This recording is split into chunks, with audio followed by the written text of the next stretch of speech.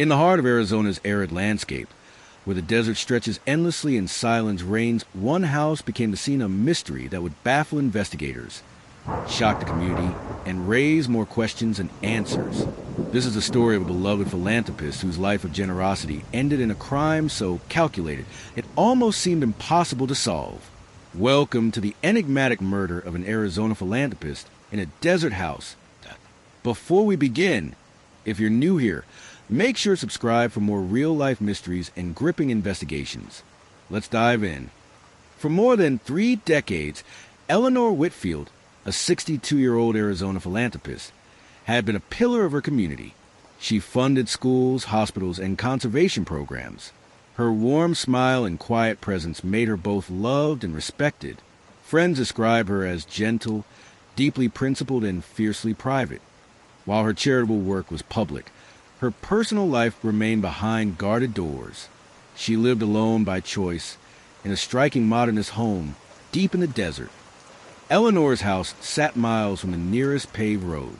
Designed by a renowned architect, it featured sharp angles, large glass walls, and panoramic views of the Sonoran Desert. It was serene but isolated. No neighbors, no casual passersby. Anyone reaching this house had to make a deliberate journey, and that isolation would play a chilling role in the events to come. The chain of events began on August 14th, 2022, a quiet Sunday. 7 p.m., Eleanor speaks with her assistant by phone, confirming her appearance at a charity gala the following night. She sounds calm and cheerful. 9:15 p.m., a neighbor 4 miles away reports seeing a black SUV driving toward the desert road leading to her house. 11:02 p.m., motion detectors pick up movement near her property, but the security cameras mysteriously cut out moments later. The next day, Eleanor failed to appear at the gala, something that had never happened in 15 years. When authorities arrived, they found the house locked from the inside, no sign of forced entry. But inside lay a scene both meticulous and unsettling. Eleanor was found in her study, seated in her armchair, a single gunshot wound to the chest. On the table beside her was a cup of tea, still warm. There were no fingerprints, no struggle, no signs of theft. The alarm system was disarmed with her personal code. Investigators quickly realized this was not a robbery gone wrong. It was something far more deliberate. To understand the crime, investigators turned to Eleanor's life. She had no children. Her closest relatives lived out of state. She'd made powerful friends and perhaps quiet enemies. In the months before her death, Eleanor had reportedly been unusually private, even canceling public appearances.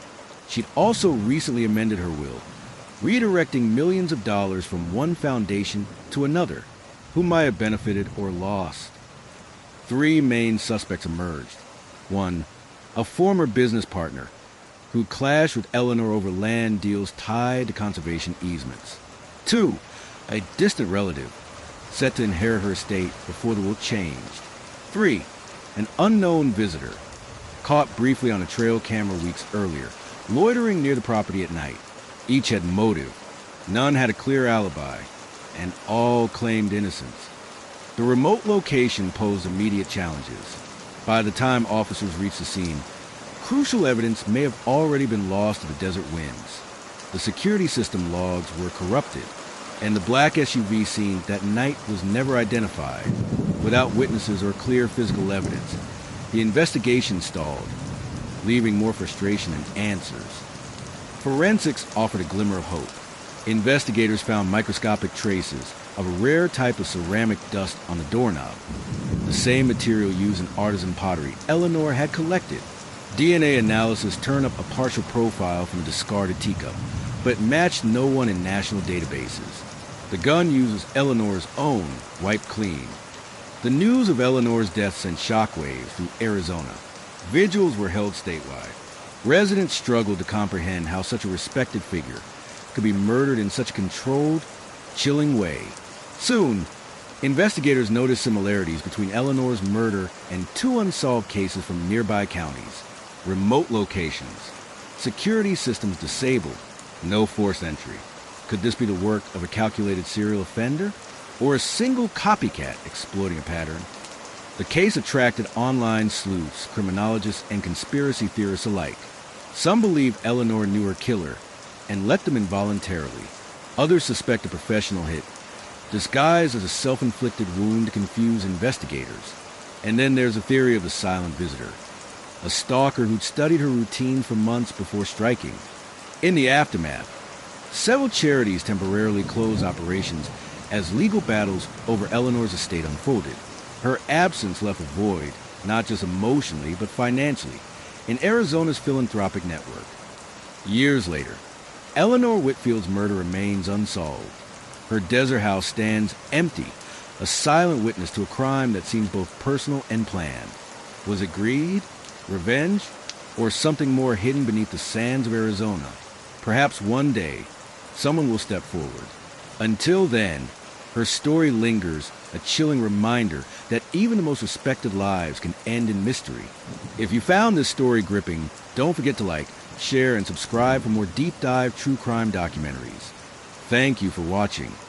This video is based on real events and public records.